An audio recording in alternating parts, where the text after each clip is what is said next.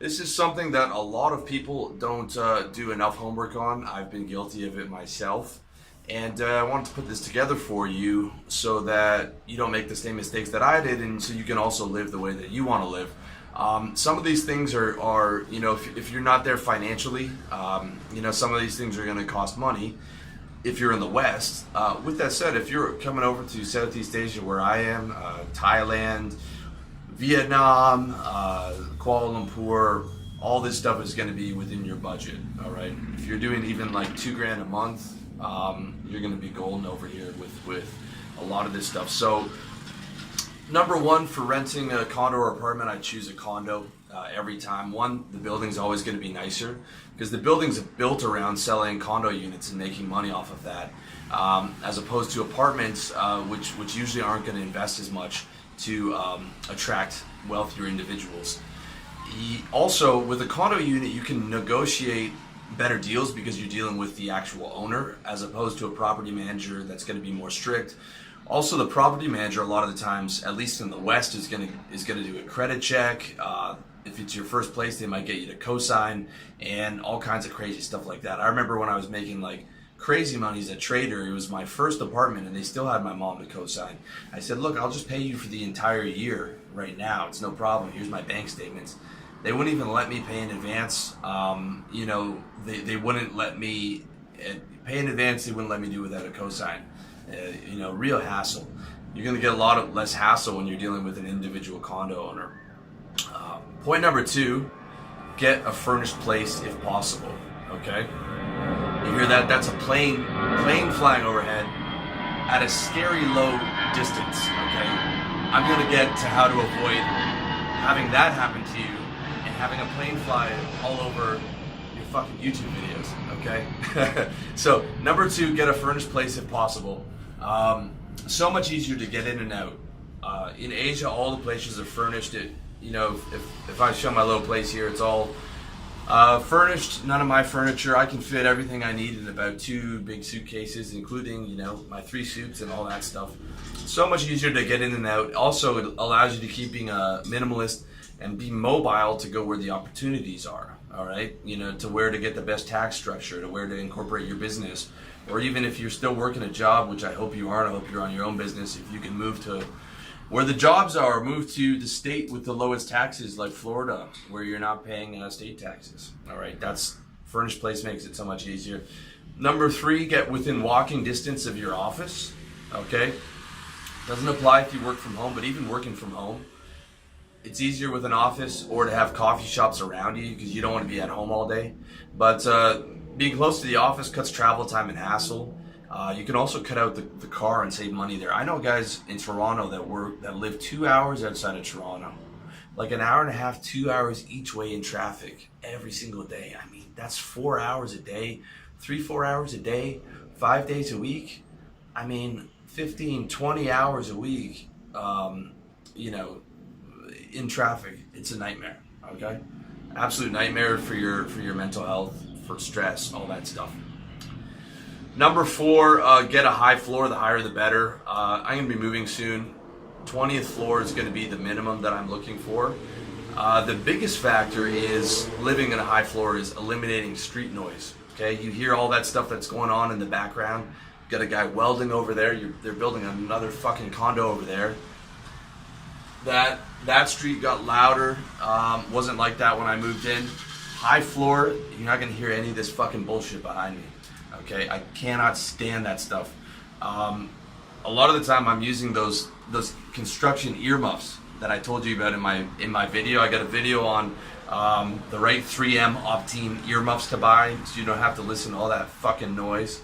Okay, I'm sorry, but I mean, you can hear the shit that's going on back there. I love it. I love living in Thailand. It's like I've had a good run in this building, but that goddamn street noise just fucking kills me, dude, especially when I'm trying to work from home.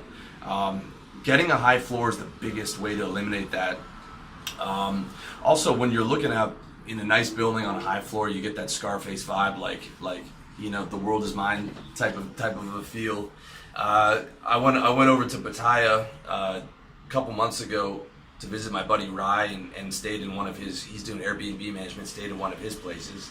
I think it was like 30th floor, overlooking the bay, and I was just like, okay, this is now just, I have to do this. Like that's the necessity. Okay, and by the way, it's not like it was that much more expensive. I'm paying like a joke here. It's like $300 a month, so I'm gonna probably triple my my living costs on the next move. And it's not like I couldn't have done that before. It's just like, every year I'm just going to be leveling up. And I didn't realize until I went there how much of a factor it was. Just having that high floor with no street noise, and just having that nice view, for psychologically is a big deal. Number 5, avoid facing highways or busy streets. So you want as much quiet as possible. My experience, this little soy here, which means side street in Thai, was quiet when I walked by. I did my homework, I walked by, but I didn't do enough. I should have walked by more, and I should have walked by at night, okay? Because the noise got worse here as time went on. I should have been able to see that. There's guys welding and working on bikes. But the night is even worse because, people just outside of their home or little shops, they'll just drink and start carrying on and making noise.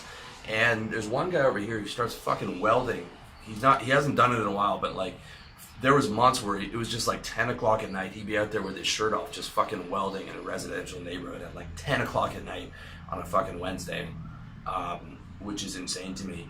And that's all my fault. That's all my fault. I've been talking about moving forever. My friends laugh at me. But I've literally just stayed here out of just inertia and out of just the fact that like I'm just grinding most of the time anyways. But it's gotten to a point where I'll be moving the next couple months, and hopefully you guys won't have to put up with all that noise and fucking planes flying over like you have in my videos so far. But yeah, avoid busy streets. I thought that wasn't a busy street. I didn't do enough homework on that. But definitely a highway, it's going to be a busy street. And do your research. Walk by there 2 or 3 times at different times during the day before you sign on that line. You'll thank me when you finally get a place that's nice and quiet. Although if you follow the tips on the rest of this list that I haven't got to yet, they'll further help you avoid noise and all that. Number 6 is rent a nice place. Okay, and to avoid thin walls and young noisy neighbors. I've lived in some terrible buildings, dude. When you just spend a bit more, okay, you focus on getting your income up, add another $1,000 to your income and put that towards your place. Okay, I'm all for saving money, reinvesting in your business, but if you're gonna spend on one thing, make it be your environment, make it be that condo where you're living. Even if you just give up the car, you can move close to the office or give up the car, put it more into a more nice place that you can be psychologically comfortable in. I don't have thin walls in this building.